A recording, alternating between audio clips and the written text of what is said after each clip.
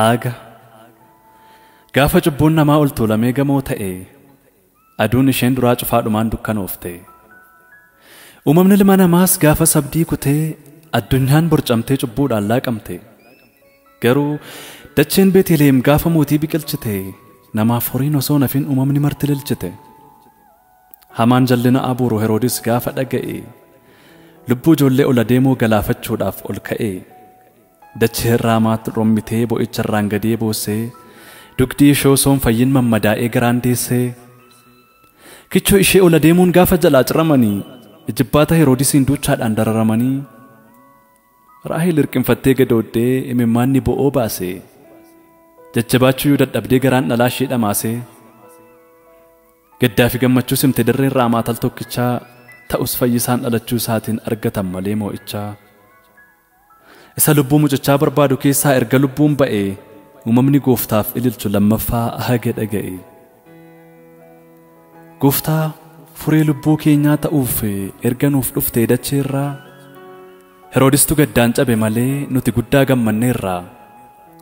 Dhalachuu keen ifti ba'ee jireenyaaf abdii nuuf ta'e kanaafiyyuu macci yaa'ee mucummaatti siif qoomma'e. Gaafuma dhalattee kaaftee jaalala dhugaan nu bitte bakka olaanaa soo qabduu dallaa horiittis mul'atte. Ija takkaan nu ilaaltaa garaa dhiifamaa nuuf qabda isa akka argine kaan nuuf ati gufattee nuuf cabda.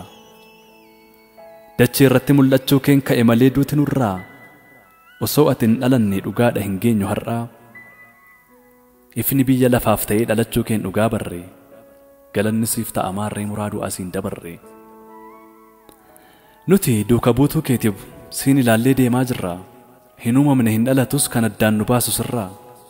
Eeyyee kaleessa har'as boruu bubbulee ta'u egeree biyya lafaana gubbaatti ilaallee wanna buburree. Abdii keenya hin godhannu jennee sifaan argariirre. Fooniif hafuuraan nuuf ta'ee haa bubbullu lafa guurree. Alaamanaa nutti tolee haa jiraannu dhugaa abuurree. Gammadaa dhufuu hawwinaa osoo boonyu akka hin dhufne. Rakkinaan abdiin huqqattee osoo joorruu cubboon kufnee. Gooftaa waan hundumaan guutuu utuu deemnuu amanannee tasa eenyuun gad hin taanu jechaa jirraa si abdannee. Bakka nu dhibu cufaatti utuu kaannuu si waammachaa qaawwi keenya immoo afaan banee deemuun feenu sas mil'achaa. Dhoobiinuuf duuchi malee akka hin mul'anne diidatti gammachuun si faarsuun keenya diina haa cufu dhageetti. Ifa keen akka mul'atte ifa keessa nu deemsisi hamaa nu miidhuuf qattisu sagalee keen nuuf naasisi. Egaa dhiiga dhuguu yaala gattu dirreeti qooddee nuuf laatte bilisummaan yaamisoomtu jaalalaaf nagaa haammattee. Hundee tokkummaa nuuf cimsi gogsiitoo har'a bammeessaa rakkoon biyya keenyaa maaloo hin ta'in akka kaleessaa.